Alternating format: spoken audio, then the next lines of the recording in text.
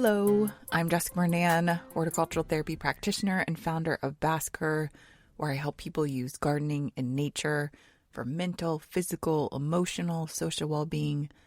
And as much as I love gardening, I also love the housewives. So each week I merge those two worlds together, not just housewives, but pop culture, books, TV, internet gossip. That's the inside thing. And then I talk to my guests about nature. That's the outside part. And this week's guest, their inside thing, I cannot wait for you to hear. But before we get to this episode, each week I bring a reason why I love growing things.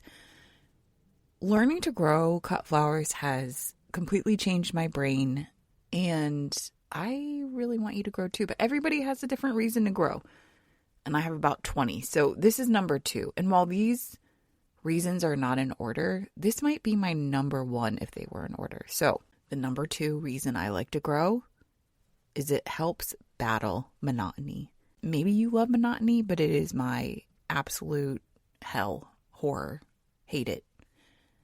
I feel like Kate Winslet in Revolutionary Road, living this suburban nightmare where each day is the same and she never gets to go to Paris. But with my garden, every single day is different.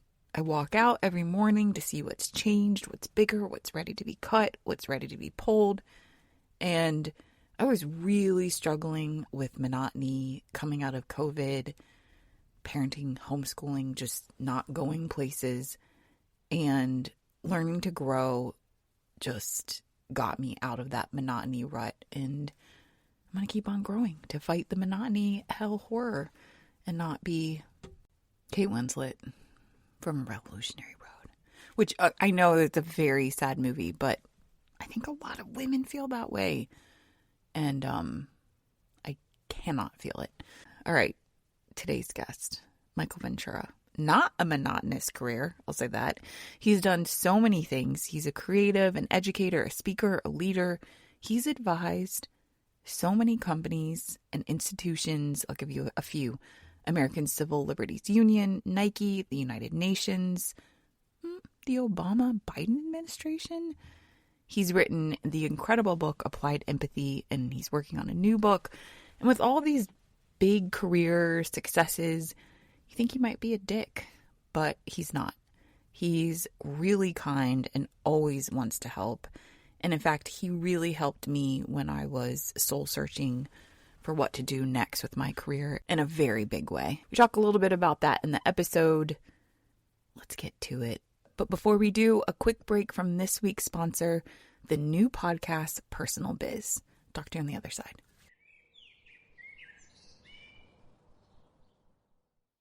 This episode is sponsored by the new podcast, Personal Biz.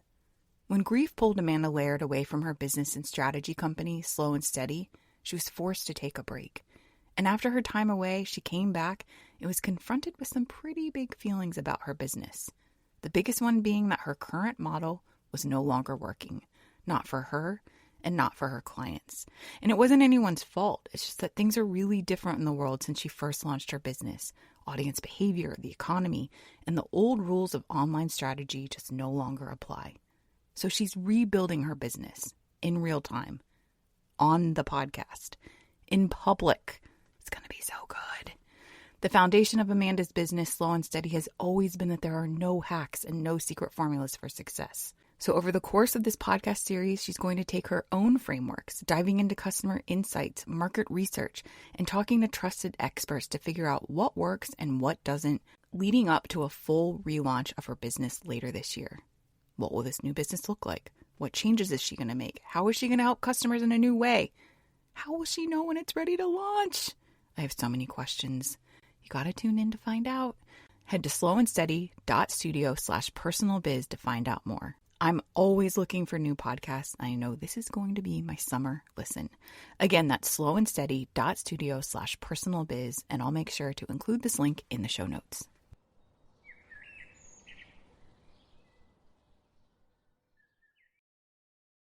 Michael, thank you so much for being here. My pleasure. I'm happy to do it. You know, obviously I wanted to have you on here because you're smart and you always have good ideas. But the biggest reason why I wanted to have you on here, and I think I've already expressed this to you, but you were such a big part of me going back to school to study horticultural therapy. Do you know this? Sorta, I guess. I mean, like, I think that big part makes me feel a little self-conscious. I feel like you made that decision. I just was sort of I was a little spark in the tinder. Yes. Well, I will say you gave me big framework to make it happen. How about that? That feels more acceptable. Okay.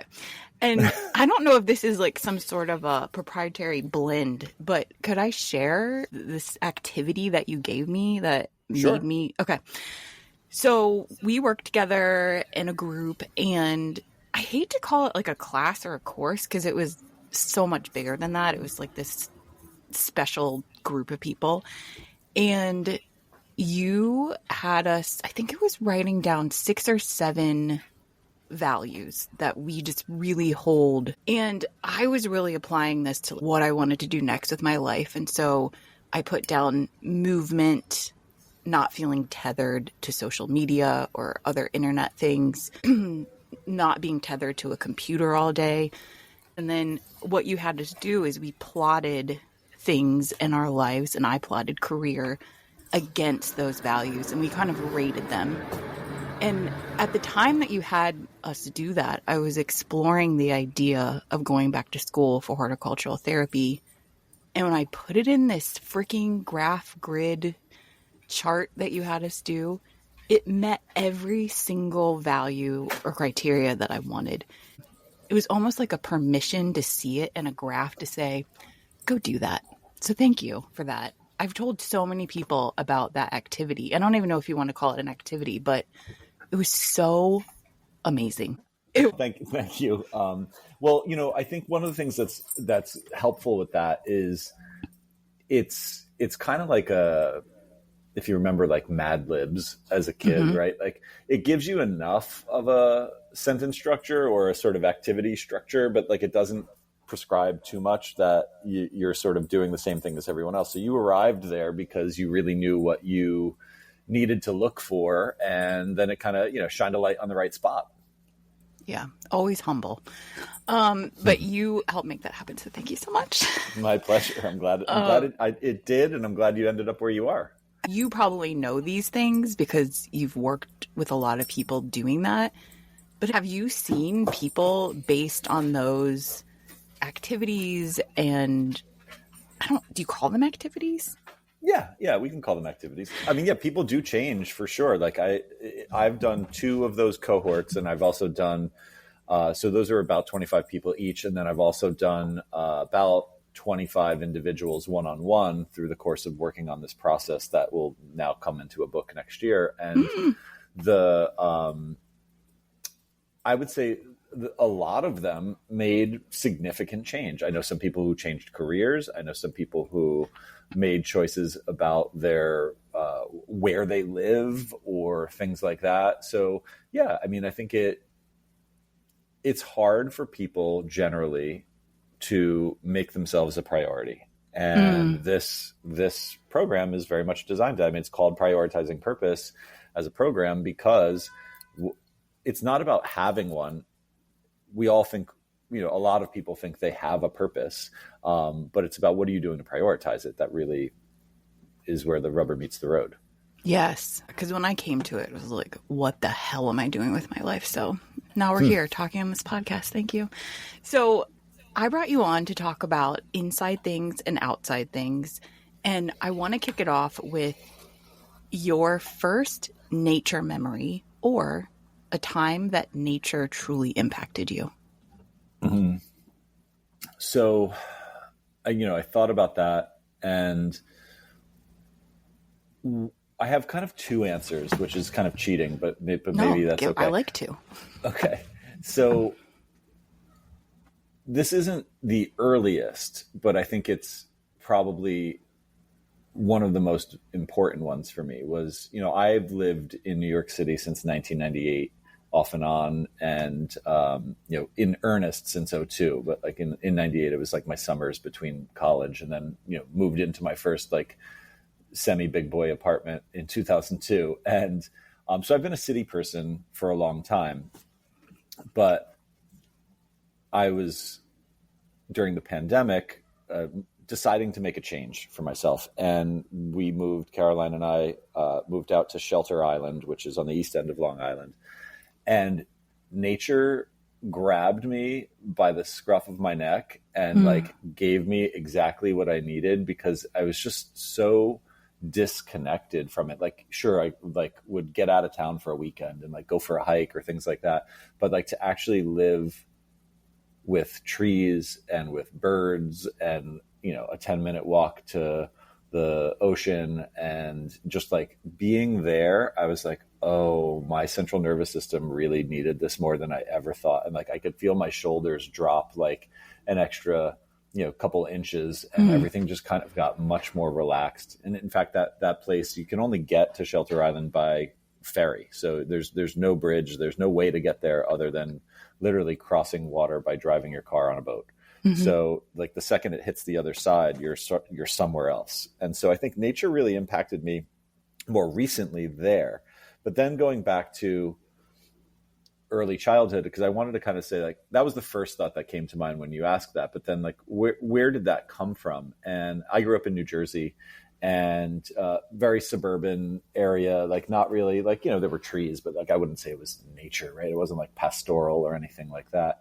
But we would take trips down in the summer to visit friends and family at the Jersey Shore, which is also, I wouldn't say like the most sort of natural environment necessarily. But when you get down there and you go in that ocean, I think what I remember is as a kid, I just loved getting banged around in the Atlantic Ocean and like being this little being that was in something so much bigger than me and so much more overwhelming than me. And the only way to get through it was to give yourself to it and to, hold your breath and roll around and get knocked around in those waves.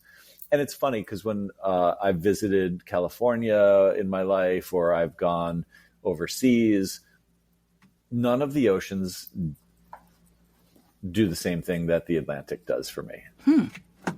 Like the Pacific's weird. Why do you think that? It's like it's murky, it's a different color, it moves in a different way. The sun sets on it, it doesn't rise on it for if you're in California. So it's like it's just not my ocean. It's just not my ocean. And I've been in the Indian Ocean and it's beautiful. I've been in the Caribbean Sea, it's beautiful. Not my oceans. The Atlantic is just like that salty, briny, kind of bracingly cold at any time of year, but not so cold that it's like so unbearable. It's just my thing. I don't know. It's like, maybe it's because it's the one I learned about the ocean from, but like, I have a really sweet connection to it. Oh, wow. And going back to Shelter Island, when you said that you felt like your shoulders went down, did you automatically know, okay, it's being in nature that is doing this to me? Or did it take you a minute to realize that's what was helping you? Almost immediately knew. I was like, oh, because, you live in the city for so long, you just become anesthetized. I'm probably saying that wrong, to all the stuff that you just like. The crickets for me here are the ambulance that rides down the road, or the person screaming at 3 a.m. in the street, right? Like I just kind of was like used to that as like the ambient sound of this town. And then I got out there and like the murmur of actual crickets and frogs and, like every other goofball in America who like during the pandemic found weird hobbies, like started like buying bird feeders and like watching birds in the yard. All of the like what they call on Shelter Island the citiots, right? Like all of these people who have like transplanted there and are like figuring out, oh, this is a nice place to be. I loved it. Yeah, it just felt it was immediately clear to me that's where I wanted to be. Wow, because it's so interesting you said that, because when I'm in deep nature, like you're talking about with crickets and not hearing people scream and things, I actually feel more nervous at night. There's like a comfort to the chaos outside my door that I was, one of the greatest comforts to me is being inside your house and hearing a house party outside, because it's like you're safe inside, but then there's also all this stuff happening outside. So it's like you're part of it, but you're not part of it. And there's something about being in a cabin or hearing crickets and not knowing that there's any city near me that it makes me feel kind of uncomfortable. I get that. I think that I guess the difference for me is when it's really quiet out there and there's nothing to do. There's nothing to control. I was reading about this in an article the other day. There is a group of people who they find a lot of comfort being in airports and being on airplanes. Mm-hmm. And I was reading this article and I was like, oh, that's totally me. That is exactly how I feel. And the article goes on to say the reason why is because these people tend to have a lot of responsibilities and a lot of things that they have to do in their life. But when you're at an airport, you're completely out of control. Yeah. Like I can't control if this plane's going to arrive on time. I'm asleep before an airplane takes off. When I sit down in my seat on an airplane before as we're taxiing to the takeoff runway, I am asleep.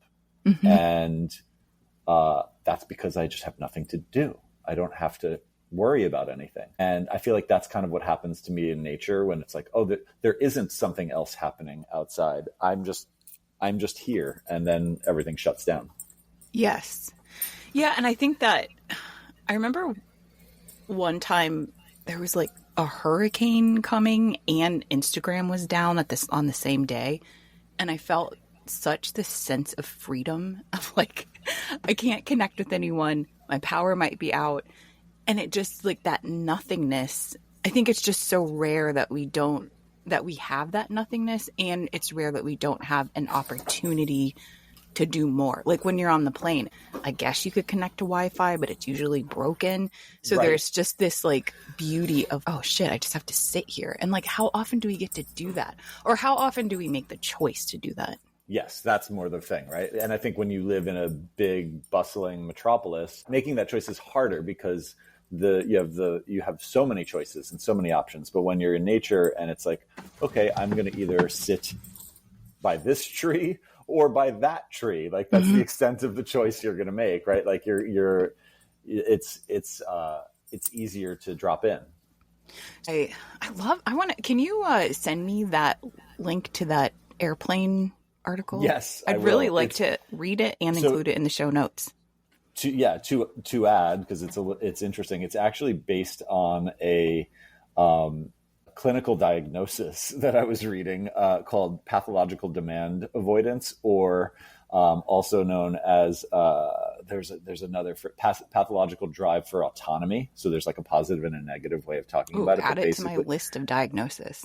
Yeah, exactly. That's pretty much what I was doing. You know, as a New Yorker, if you don't diagnose a new thing every week, you're not doing your civic duty. Oh my gosh, I've never even heard of that before. And when you add the word pathological, I'm like, ooh, okay. Yeah. Okay, please. I'm so excited to read that. So before we move into your inside thing, every single episode, and this is a new podcast, so you might not know this, but I like to bring a study, research, or article that supports how nature can really impact us mentally, physically, emotionally, socially. And I try to relate it to the guests that I'm having. So what topic do you think I'm bringing to you today? An overarching theme. What do you think it is?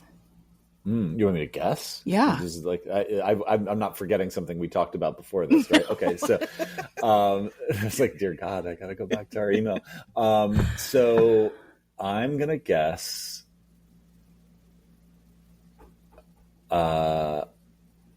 breathing. Breathing. Okay, no. But Okay. Empathy. Okay. You do Slightly more obvious answer. well, and you do a lot of work in empathy, and I do. I don't know if this is something, I don't know if you've had this experience where you're a teenager and you tell your parents, oh, I like sunflowers. And then for the next 50 years, you get things with sunflowers on it. So I was like, should I bring something to empathy to him? But I think it's something that you're still writing about, you still care about. So I thought it would be okay. For sure. This is not sunflowers to me. Okay. You're good. Okay. So this journal piece was done in China, and it's called Empathy with Nature Promotes Pro-Environmental Attitudes in Preschool Children. That with stronger empathy with nature, it's associated with stronger feelings about helping the earth, wanting to be a good citizen. And I thought this was really interesting how they made those two connections. Had you ever seen this before? So sort of, yeah. I had a conversation a couple months ago with a friend of mine who's been doing some work on climate change. And one of the things that we talked about was how most messaging around climate change is about the macro impact of it, like global sea temperatures are going to rise, and that's going to lead to less fish in the ocean, and more drought is going to occur, and because warmer places are going to get hotter, and so we talk about it in these macro ways. And one of the things we started talking about was, why don't we ever talk about it as like your life is going to be impacted in these ways, right? And like this is not, it's not save the earth, it's save yourself, which is a unfortunate requirement to get people to pay attention sometimes. Is like, if you tell someone save the earth, it's like, someone else will do it. It's like, save yourself, no one else is going to do that. And like, oh yeah, maybe I should be aware of how this is going to impact me. And so we were talking about how when you raise awareness, when you raise understanding, when you raise empathy for these kinds of issues and connect them back to you and your lived experience, it drives change faster. And so I think that there's some connection to what you were saying there, where, if a child learns at a young age to appreciate that this tree is also giving them the air they breathe, that's different than this is a tree. Right. Yes. Yeah. I remember when I was researching a lot about plant-based during my first cookbook, and a lot of doctors, they would get into a room and they would talk about the environmental aspects of eating less meat. They would talk about, all the things you think about, and they wouldn't care. But then when they brought up, you might have trouble getting an erection, all the guys were like, wait, what? And it sort of like changed their viewpoint of like, wait, this is impacting me. Empathy can really inform and change so much. And sometimes it's an empathy for yourself. Yeah, I think that's the thing a lot of people overlook is, we often talk about the concept of empathy as understanding someone else. But the thing that sometimes gets glossed over is that there's a precursor to that, which is if you have done some inward looking, some reflection, some self-work, and you understand some of the things about yourself, good and bad, that have made you who you are, it helps you empathize with other people more. Like if the example I often give is, if you've never lost a parent and someone just lost a parent, you can feel sympathetic and you can feel compassionate, but it's harder to feel empathetic because you've not had that lived experience. And it doesn't mean that if and when you do, you will imagine that everyone else's experience is the same as yours, but you'll be able to appreciate it more and understand the complexity of it more because you've had that yourself. And so the more we work on ourselves, the more we can help show up and understand what other people are going through as well. Yes. I wasn't going to ask you this, but since we're talking empathy, you wrote a huge piece for the New York Times on empathy. And I'm curious, I mean, you've published a book, you're out there, you're speaking, but I feel like I think in these times, especially when you write something for a place like the New York Times, you definitely are going to receive input, criticism, praise. So what was it like publishing something that big on that big of a platform?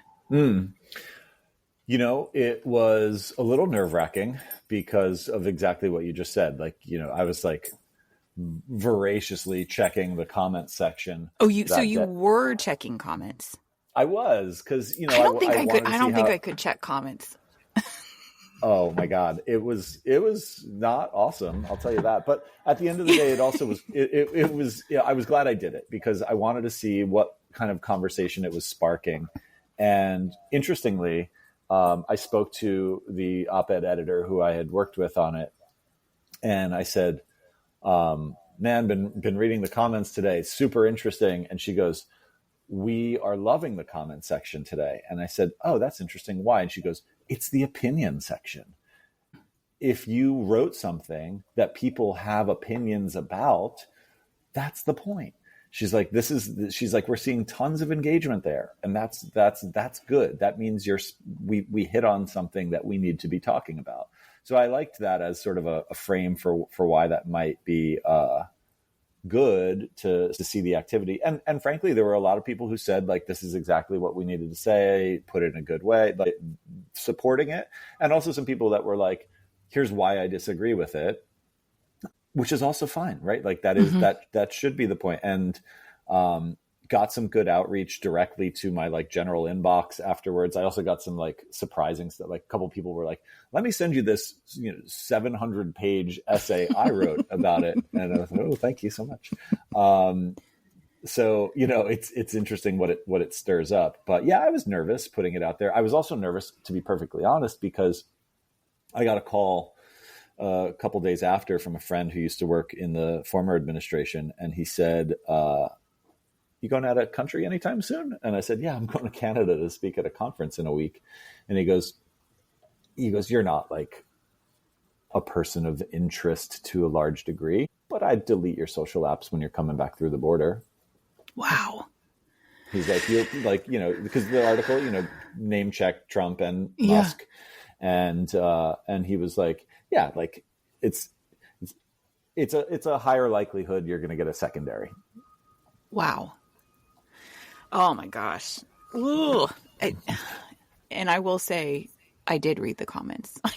I can't read comments about myself, but I do enjoy reading comments on other things that people I know, right? Because I think when you read something that someone that you don't know wrote and you read the comments and they're critiquing the person, it just feels very othered. But when you actually know the person that wrote it, it's just, it hits different, obviously. And you might get defensive and you might be like, oh my gosh, good job. But yeah, it was a really nice surprise to see you write that. And I thought it was pretty brave because it wasn't just a nice little article about empathy. I mean, you dug into what's happening in our country. Yeah. Thanks. But I appreciate that you read them. I feel like that's like some good mom energy. Thank protecting you. Me a little bit.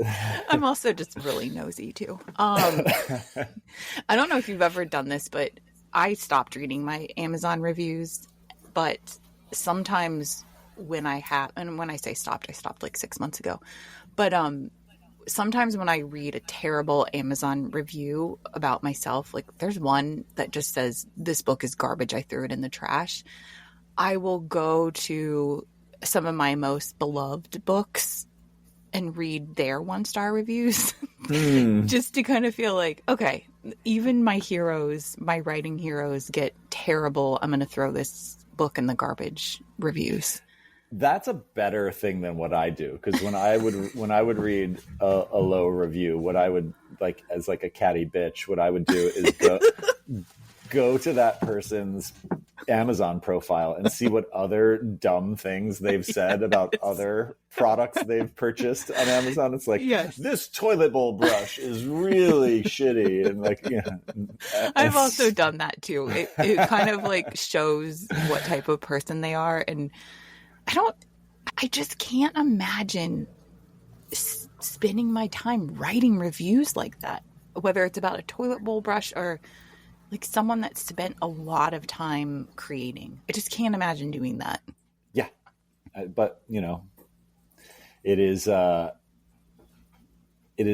passion of some people's. I think it's probably what it comes down to. It's like it's their forum to get their voice heard. And look, I don't mind the 1-star reviews when they're critical and specific. Mm-hmm. If it's just like, this is bad, goodbye, right? Like, well, that doesn't help. But if it's like, tell me what you didn't like about it, then it actually helps me get some perspective on like, oh yeah, I could see what you mean. Maybe I could have said that more clearly, or maybe I could have made that point a little more supported by some other information. Yeah. Okay. One more topic that I wasn't going to ask about, but I'm curious. Are you on LinkedIn? So are you active on LinkedIn? So here's a weird thing. Mm-hmm. I am. And, I think that's strange because it's not a platform I tend to like be like consuming content on. Mm-hmm. But about a year ago, as I was pitching out the next book that I'm working on right now, I had to kind of like do an audit of all my socials. And so I like went on Instagram and, sent the publishers my, followership there. And then I went on LinkedIn and I have nearly 70,000 people following me on LinkedIn. and I had no idea up until that moment that there was an audience there. And I was like, oh my God, this is a big number. I should actually like be investing in this. So since then I have started posting more. So now I have a Substack and I kind of regurgitate my Substack content into LinkedIn. And then also sometimes we'll do some more businessy related content on there as well, because the way I draw the distinction between my Instagram content and my LinkedIn content is LinkedIn is weirdly professional and Instagram is professionally weird. Mm-hmm. And but like see, this is what I was going to ask you about, because I went off the Meta platforms and mm-hmm. because I'm building a new business, I'm like, I'm going to give LinkedIn a shot. And that place is weird. Like I have kind of been in it for a couple of weeks now. And when you were saying, what did you say? Unprofessional. What was the weirdly professional or professionally weirdly weird? Professional. I don't even know if it's professional at all. Like some of the stuff in there is so, it's like people are in there to create fights sometimes. People are in there sharing wedding photos and then relating it back to branding. It is one of the strangest places. And I don't think it's always been this strange, but that place is weird. And I don't know if you mm-hmm. feel that. Like, even the way that people write in it, it's like this method of doing space, space, space. And then it almost looks like poetry.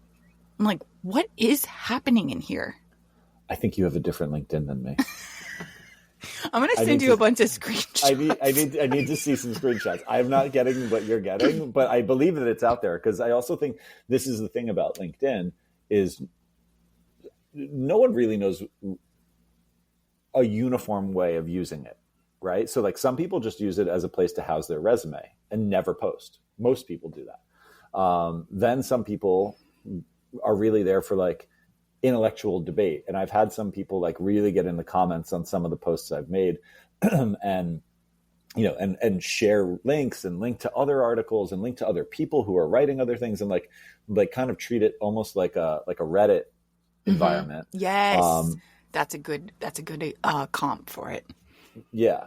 And then there is always the like, I got a new puppy and here's what I learned about direct marketing. Yes. It's like, what? All right. And then so many people talking about M dashes, how someone wrote an AI, it's an M dash. And I'm like, first of all, I love M dashes. And yeah, me too. I saw 10 posts yesterday. Like, and I try to only spend minutes max in that thing. But I saw so many posts about how an M dash is how AI wrote it and like we need to be better. And I'm like, so now I'm questioning my M dashes. Don't question your M dashes. They belong. I know they belong, but I don't want someone to think that AI wrote my thing about cosmos flowers. Anyway, I just I wanted to see if you were in there and what you think about it right now. And I know it's not a new platform, but I think because so many people are leaving Meta platforms or using them less, and so many people are just trying to figure out what they're doing, they're much more active in there, and it is strange. Yeah, and I'm still trying to figure out a year later how to reach the people that I have built a following with, because the algorithm doesn't necessarily serve the content to those people in the right timing or way. And like, I've talked to some people who work there and some people who have been on it pretty actively as writers or publishers. And they've said like, oh yeah, you have to post at like 9:05 on Wednesday mornings because that's when it's like, it's like, gee, please, I don't need all of this. So yeah, figuring it out. And then one last thing I want to mention, when you click on something, and I thought this was very amazing, when you click on something that you don't want to see, specifically, a lot of times it's like a personal ad, it'll give you two options as to why you don't want to see it. And one of the options is, I've seen this ad too much. And the other option is, it's annoying. That is one of the options. That's the word they use? Yes. Wow. And I think it's like, LinkedIn, you know yourself right now. This place is weird and annoying. But I'm gonna test it for 6 months and see what happens. But anyway, let's get to your inside thing. When you sent that this was your inside thing, I literally squealed in the car. I was not driving. My husband was driving, and I read it. I was like, oh my God. So the choices of your inside thing are a fun TV show, book, or movie, pop culture moment, internet gossip you need to discuss, a food, beauty, or design trend that you love, or wild card. Which one are you choosing? I definitely chose wild card. Yes. Okay, what did you choose? The Mandela effect. So okay. Explain what this is. I've been obsessed with this for years, and whenever I bring it up, people have no idea what I'm talking about. Oh, I'm so glad we get to talk about this. So the Mandela effect is a thing that's been happening for a while in the zeitgeist, where people talk about how there's a collective memory that is quote unquote misremembered. So the reason why it's called the Mandela effect is because back in the day, when Nelson Mandela was imprisoned in South Africa, many people remember that he died in prison, and the facts don't support that. He actually died outside of prison, got out of prison, and died years later after having been released. But so many people remember that there was this like time when Mandela died in prison, and it doesn't add up when you go back and look at the details. And so there have been all of these other quote unquote shared false memories that people have that don't exist. So like a couple of quick examples. The Monopoly man, does he have a monocle or does he not have a monocle? Mm-hmm. I remember him having a monocle my whole childhood. Of course, yes. Doesn't have a monocle. Doesn't have a monocle. And you go back and you look, and like the Wikipedia entry says, like, never had a monocle. And it's like, and then people are like, oh, maybe you're confusing him for Mr. Peanut. Get the fuck out of here. There's no difference. There's no way in the world that I'm confusing the Monopoly man for Mr. Peanut. Right. I know he had a monocle. No monocle. The one that always blows my mind, which is probably one of the more eccentric ones, is I vividly remember, I don't think I ever saw it, but I vividly remember the actor Sinbad. Oh my God, yes. Being in a movie called Shazam. Yes. This movie does not exist. Shazam does not exist. And Sinbad was never in that movie. But he was. Exactly. So I would say my biggest one, and this is like, I think this is a lot of people's quote unquote biggest one, is the Berenstain Bears versus the Berenstain Bears. 100%. I know it was the Berenstain Bears. Tein. But it's Stain Bears. Yeah. Berenstain Bears. No, it's not. No one did that. Like, it's just so there's a lot of theories as to why people think that we have these false memories. Can you share a little bit about those theories? Yeah. So one that I love and kind of maybe am on board with is that the Large Hadron or Hadron Collider, the thing in Switzerland, CERN, that is doing deep research on physics, essentially created a ripple in space-time, and we shifted timeline to a different timeline that is like almost the timeline we're in, but something happened at CERN when they collided the atoms, and this is like, if someone is an actual scientist listening to this, they're going to just throw up as the way I'm describing what happens at CERN. But you know what I mean? There's a place and it does a thing, and that thing is big and scary, and they did a thing. And now people think, oh, like, so we just kind of like shifted 1 degree to the right. And so the movie Shazam never exists. Right. It's like almost like a wormhole situation, Yes. right? Yes. Yeah. It's one of those things where, again, how could we all feel this way? Like how, Right. like I can understand maybe like, oh, but when you sent this, my mom was with me and my son, they were in the back seat, and I never let my son look at my phone, but I was like, take a look at these. And they were together and every single one, they're like, what? Pokemon didn't have a tail. What? The Monopoly? Right. It's like every single one. And so how do we all feel this way? It's not like I've never met someone that I've explained this to and showed the images to. They're like, actually, I remembered it that way. No one ever says that. Right. And, when I've talked about it with people, I think which is probably more than people want. One of the things that people also say is like,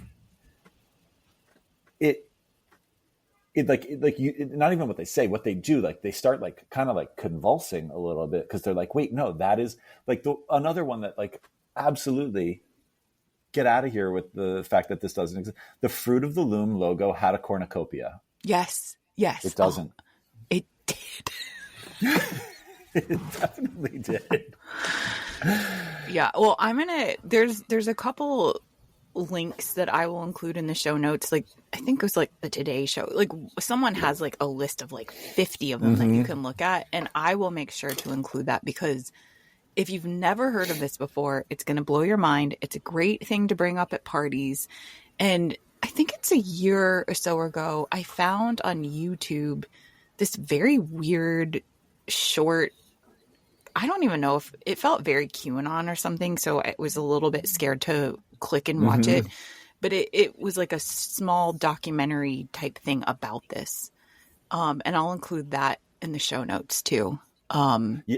Because there is like, it does like feel like diet QAnon a little bit, but there is a thing about this that's also, some people believe that the Mandela effect is actually a psyop, and that like that this like it's based on the study of memetics, which is where the word meme comes from, and it's basically that like some invisible hand is actually like erasing some history and replacing it with like near versions of it to see if that's how suggestible people are, and how willing are they to just forget what they think they know and believe something else. And so there's like a whole rabbit hole of that's fascinating to read. I'm not like necessarily bought in on that, but this is why this topic is so interesting, right? Because there's these like actual real things we remember that we're being told don't exist. And then there's like a whole like spin the wheel of conspiracy theory that you can play with this and go down a million different rabbit holes of why people think this is happening. And so as a cultural moment in time, I find this an interesting way to spend 10 minutes at an airport on my phone. Same. I'll include the Today Show link, and then I'll also include the whatever is happening, the moving hand. It's probably the same person that supposedly killed Joe Biden or something. Right. Thank you so much for discussing this with us. And I do your bio in the intro, And I think what's so interesting about your bio is that you called yourself a leader, a facilitator, a teacher. And I wonder, what do you introduce yourself as to someone at a party when you're asked the dreaded, what do you do for a living question? Like, how do you respond to that? I really have a hard time with it. What I've been saying lately is I'm a writer and public speaker.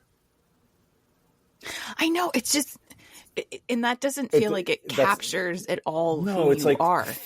It's like maybe like, a quarter of the way I spend my professional life. But what usually that leads to is not a lot of follow-up questions, which is what I'm looking for. It's like I was reading something, someone I can't remember who it was, but it was someone who like is someone people would want to talk to. And he said that when he introduces people, he says, I'm in sales. And then no one asks any more follow-up questions about it. I think like if I wanted to be like unnecessarily quirky at a party, what I would want to say, but I won't because I know how this would sound and it would like be cringy, is I'm a helper. Like that's really what I like to do. And if you look at everything I do, whether it's the public speaking work or the writing or the alternative medicine stuff, or even as a founder and you also CEO launched of companies, a dog food company with Chrissy Teigen and John Legend. Like, yeah, where does dogs? You're helping, but yeah, I've always just found it. I don't know.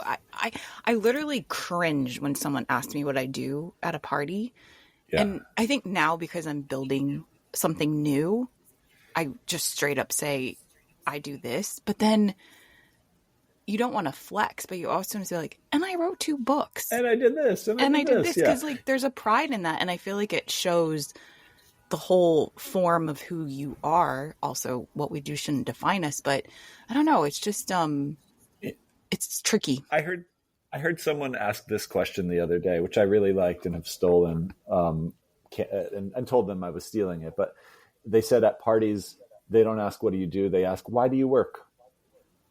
I like that. Yeah, you can steal mine if you want to too, but I usually ask someone, what are you excited about right now? Yeah. Just because it's like, they might not have a job and they might not be working. So I just stay away from anything with the word job or work. And usually what someone's excited about is generally more interesting than what they do for a living anyway. Right. Thank you so much. Anything else you want to share about empathy, wormholes? I would say, just as a closing thought, maybe, I love that you're doing this because this is the kind of conversations that when we can zoom out of our plugging a product lives that a lot of people get sucked into and can talk about nature and curiosity and what gets us up in the morning and all this sort of stuff. Like this is what people, this is what conversations can and should feel like all the time. And so thanks for doing these. Oh my gosh. Thank you. Thanks so much. And I will include everywhere you can find Michael in the show notes. Thanks for listening. That's the show. We have lots of reviews on Apple Podcasts, but none on Spotify. So do me a favor. And if you like the show, give us a 5-star rating on Spotify. It will help more people find the podcast. And if you want to leave an extra Apple Podcast review, I'm cool with that too. And to find links for everything we talked about, check out the show notes or head to baskergardens.com and click on the podcast link. And if you want to learn more about horticultural therapy or how we can work together, go to baskergardens.com/pod and message me. Again, everything in the show notes. Talk to you next week.